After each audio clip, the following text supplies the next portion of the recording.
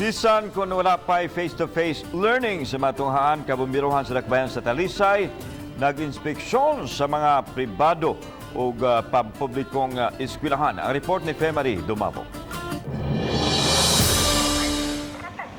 Gisugda ning unang semana sa Hunyo ang pagsusi sa mga edipisyo sa mga tunghaan sa syudad.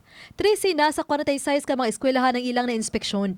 Nabantayan ni Talisay City Fire Marshal Chief Inspector Arnel Abilia nga sagad sa mga tunghaan kuwang sa mga basic firefighting equipment. Number one, gina-check yun nato isang safety sa ilang schools, sa ilang buildings, mga kung naba sila yung mga firefighting apparatus. Ang special number one yun, ang gina-check na tong ilang fire exits.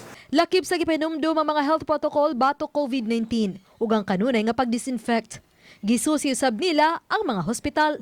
Nakigalayon usab ang Talisay City Police Station sa mga school heads aron mahatagan og proteksyon ang mga magtutudlo ug mga tinunan bisad kunwa sa mga tunghaan. There was a student who was nauyab niya tong daghan kay pug Facebook niya katong nagamit og gwapo nga nawong which resulted in the arrest of the suspect.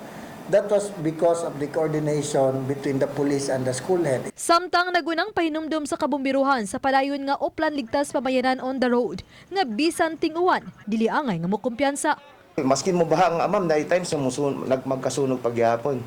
So maskin ulan gyapon, mag-think gyapon sila safety. And ang BFP naman ma'am, ang atong fire department diri sa Talisay, even though ulan ma'am, continuous ang atong campaign. Uba ni June Sulon. Ako si Femari Dumabok. Balitang Bisdak.